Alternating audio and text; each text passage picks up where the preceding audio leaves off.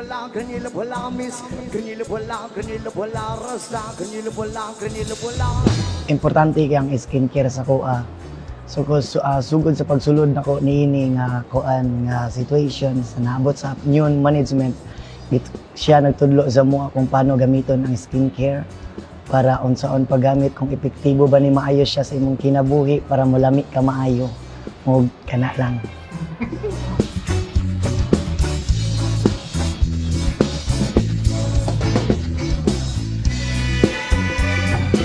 Ginapaniguro na ko nga fresh gyapon kayo ang akong nawong sa pinaagi sa paggamit sa skincare.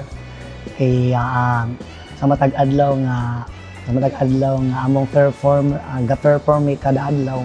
So kailangan namo nga fresh permente ang among nawong para makita sa mga tao nga lamion gihapon, o wala sila maingon sa mga dili maayo. Okay.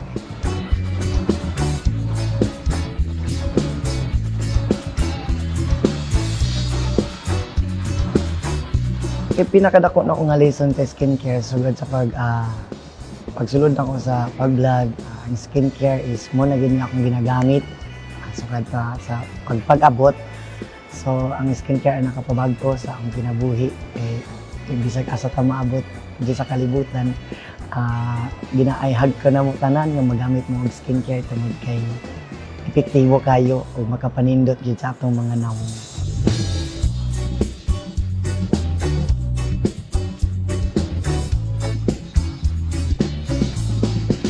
Ang akong maingon sa kadaghan sa skincare karon diri sa Pilipinas nga ginagamit sa mga tao, yung Glow Babe akong napili nga ginagamit. Tungod kay mo ka na ang nakapahami sa akong nawong, nakapabag-o sa akong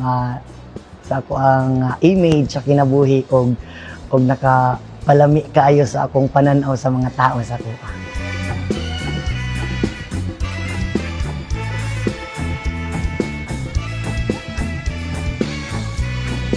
Ang akong ma-recommend sa akong amiga, samot nagka nang hilig kay siya magligo og dagat, kailangan ako siya nga i-endorse nako sa iya nga ang iyang gamiton is sunscreen nga You Glow Babe tungod kay epektibo kaayo kung imo ni imong gamiton.